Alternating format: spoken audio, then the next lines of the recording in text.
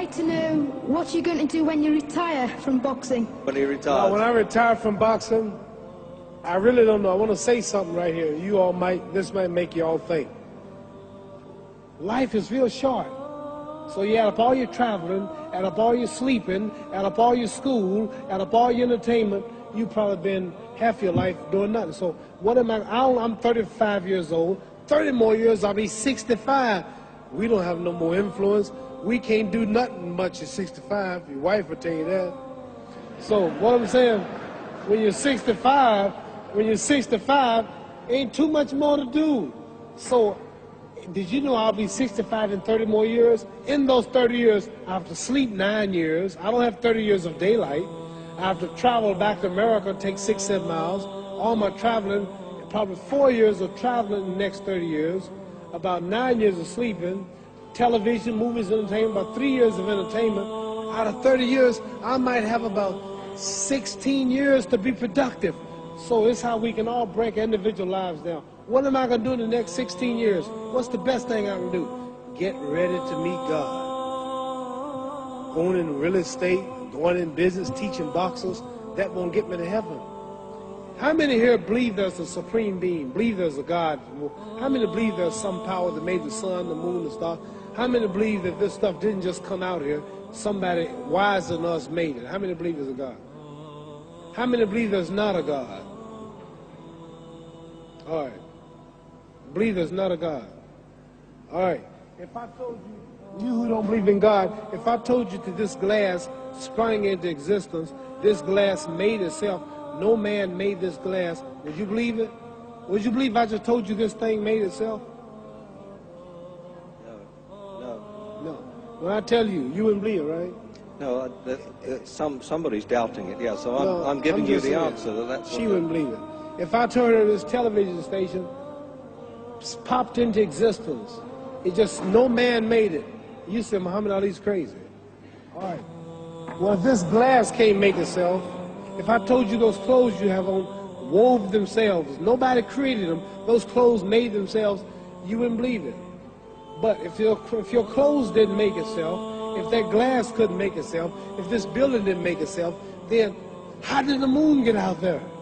How did the stars and Jupiter, Neptune and Mars and the sun, how did nature, how did all this come here if didn't know why is something planning to make it? So what I'm saying is, I believe we're going to be judged. Should a man like Hitler kill all the Jews and get away with it? Somebody should punish him. Maybe he get it, don't get it now, he get it when he died. In hell for eternity. So what I'm going to do when I get out of boxing is to get myself ready to meet God, because my plane might blow up. Don't planes blow up in this country sometime and crash? Don't people die every day? Not every day. It's a scary thing to think that I'm going to hell to burn eternally forever. So what am I going to do? The reason I'm taking I'm explaining what you asked me a question. You ask me questions I can't just answer like that. When I get out of boxing or when I'm through, I'm going to do all I can to help people. That's why I'm here with Johnny Walker. Here's a poor man, came all the way to America.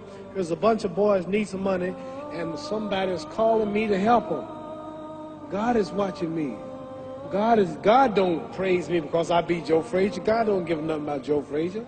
God don't care nothing about England or America as far as your wealth. It's all his. He wants to know, how do we treat each other? How do we help each other? So I'm going to dedicate my life to using my name and popularity, helping charities, helping people, uniting people, bring people bumming each other because of religious beliefs. We need somebody in the world to help us make peace. So when I die, if there's a heaven, I want to see it. Because we live how long? 80 years? The odds are everybody in this room, some of you are going to be dead 20 years from now, some of you are going to be dead 50 years from now, some are going to be dead 30, and some are going to be dead 60, 70 years from now. We all going to die soon.